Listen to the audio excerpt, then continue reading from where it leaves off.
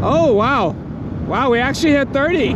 What's up, guys? This is the new Segway Max G3. It's a very popular scooter. I actually started my first scooter video with the 9bot Max, the first version of this. I actually still have that scooter, but I also had the Max G2. I still have that as well.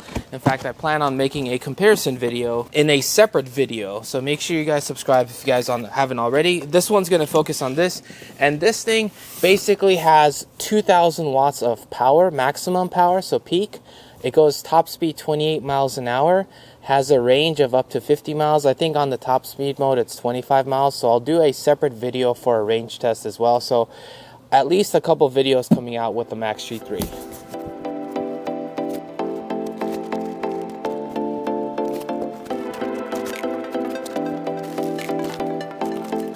We got a thank you card. We got a user's manual with some info inside, as well as important information with some important information inside. So we got a license plate holder right here. We got some screws for the handlebar with some instructions right here. We got some Allen wrenches, and we got a tire inflator extender. The power plug is basically the same style as the other Maxes, where the 9bot Max scooter itself has the AC to DC built in, which is fantastic.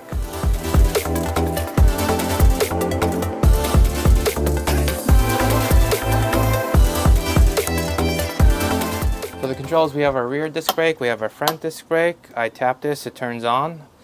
We have some controls right here, I'll show you guys what it does. So we could switch between the modes by hitting the M button, so drive and then sport and then back to walk. And you could disable the drive or the sport mode as well. In the app you could customize if you want to basically skip drive, you just jump to sport or something like that, or just get rid of sport, you could do that. So we have our signal indicators. They feel really nice. This sounds good too. We have our emergency lights. We have our bell. We have the throttle. With walk it goes on, but with the modes you actually need to do a kickstart. I mean, that's what it's set to in the app, to do a kickstart. And if you want to turn on your lights, you basically tap this and then tap it again to turn it off. And then if you hold it, it turns everything off. Got the lights on the bottom. And for the brakes, lights up. So pretty bright actually. A lot of light. We have the signal indicators. It also shows up right here on the bottom. This side as well. And the brakes. This is what the app looks like. You could power it off from here if you're close enough to it. You can also power it on. Again, if you're close enough to it, because it works with Bluetooth. If you have other Segway scooters, that will show up over here. And then I'm going to go back to this one. And this is pretty much where the options are. You could rename it. I renamed mine to Segway Max G3. So you could do locking functions. So you can have it set a pattern or a code lock. And you could do a certain pattern to unlock it. Otherwise, if not, if you just turn it on, it'll just go on and you're good to go. Do you have basically the alarm? If you want to enable that or not, you don't have to. It's up to you if you guys want to do that. So this is what the alarm looks like.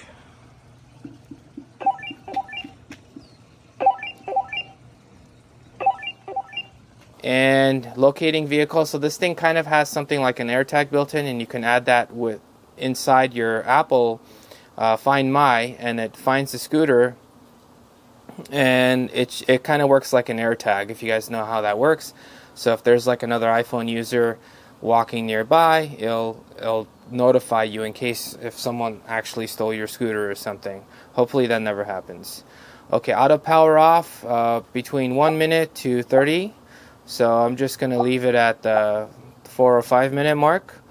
And then traction control on, park on slope.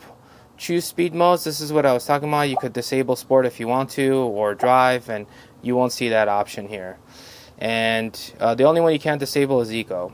So customize max speed mode. So when you first get the scooter, it's actually disabled, and 20 is the max. So in order to get to the 28 that they promised, you basically need to enable that and take that up to 28. And start speed, this is where if you don't want to do a kickstart, you can set it to 0, which means if you hold the throttle, it'll take you right away outside of walk mode. Or you can do like a kickstart, which is what I like to do. Energy recovery, I set it to standard, so that's when you're not holding the brakes and it just regens the battery. And you have the sound effects, you can set the volume up or down. and customize sound effects as well. So you could basically change stuff if you want to do that.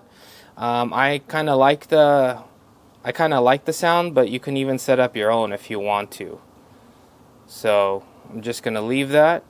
And custom button settings. So this is that custom button where it did the emergency lights. That's what it's set to.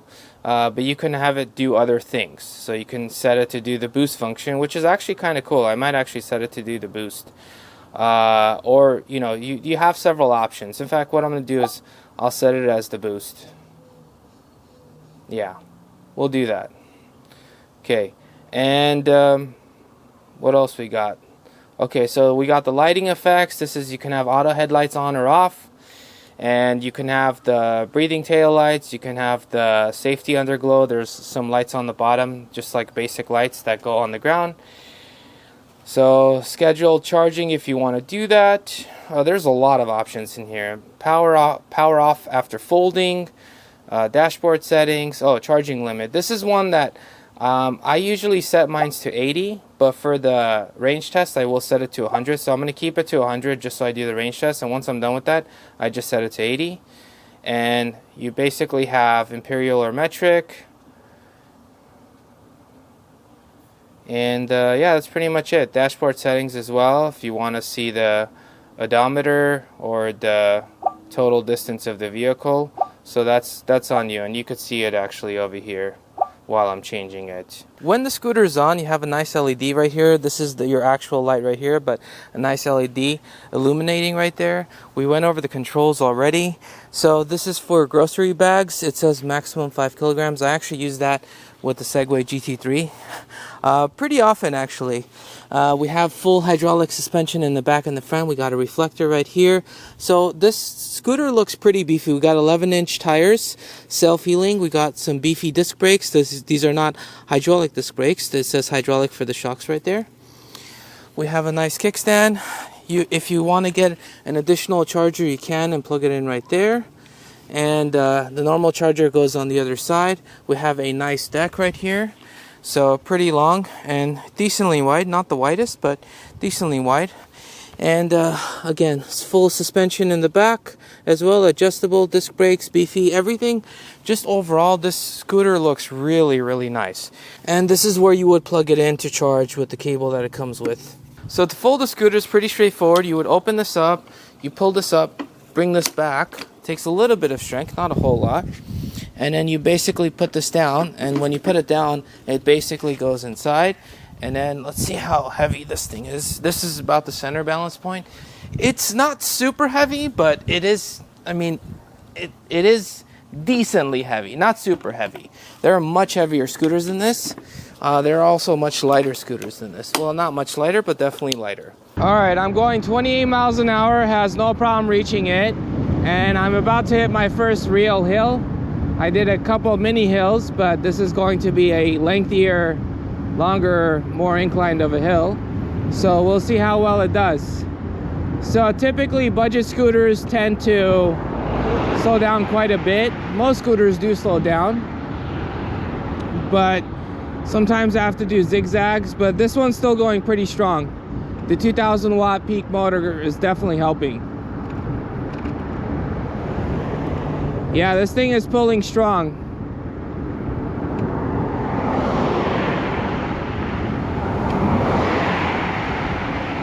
$19, $20, and we're starting to speed up again. 21. Yeah, I did this hill like a champ. Like a champ. And the screen is gorgeous. Looks really nice and clean. Very easy to read. All right. Let's do the acceleration test. We'll do eco.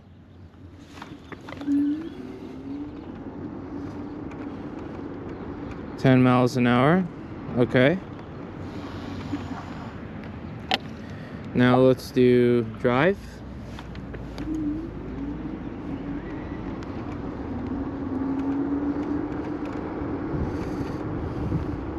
Okay, capped there. 16 miles an hour. Let's do sport. This one goes up to 28, as you guys saw. Let's see the acceleration. So the acceleration feels quicker on the sport. Not only does it have a higher top speed, but the acceleration's quicker. All right, 27, and we should hit 28. There it is. Okay, so now I'll turn around, we'll do a boost run. Okay, so I'm holding it for boost. It says ready. All right, 3, 2, 1, let's go. Let's do it again. 3, 2, 1, let's go. All right. That was funny. All right. Yeah, I think it feels a little bit faster. Not by a whole lot, but a little bit quicker. 27, come on, give me 28. Hitting the end of the road. All right.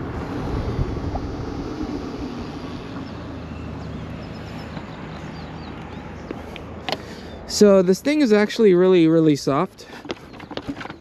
The suspension is very smooth, so I want to jump on it just so you guys could see.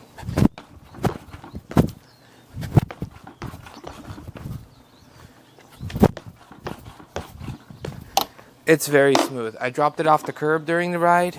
Super smooth. Crazy smooth. I wasn't expecting that. Alright, let's try a little bit of grass. Oh, it's actually surprisingly pretty smooth on the grass. I mean, you feel a little bit of the shaking, but it's pretty smooth on there. Alright, let's try jumping it off a curb. Whoa, that was soft. That was very soft. Very soft. Let's do this hill. I'm gonna go at it with some speed because this is a pretty hard hill to go up. I usually reserve these for the more powerful scooters. If they do the other hills pretty well, then I do this one. And yeah, honestly, this one's passing it with flying colors. I mean, it's, you know, obviously the Segway GT3 is going to do this much better, but this is actually, this is doing it better than I was anticipating. And it kind of makes sense because this is 2,000 watts of power where GT3 is 2,400 watts, so it's not a huge difference. And the scooter is lighter, so that's the other advantage you get with this scooter. It's lighter than the GT3. All right, so now let's try this downhill. Let's see how standard. So I'm not holding the brakes right now, but yeah, okay, I'm speeding up. I'm definitely speeding up. So with the brakes, it's not an issue, but with just the regen brakes, it's not powerful enough to slow me down or keep me at speed. All right, let's summarize this scooter. I've been riding it around for a little bit. I have a better feel. I did several hills. I did a little bit of off-roading, if you want to call it that, just over some little bit of grass. I dropped it off a curb, went downhill. So this scooter, for its price, is phenomenal. This is truly a phenomenal scooter. It feels kind of like a mini GT3, if that's like the best way of describing it.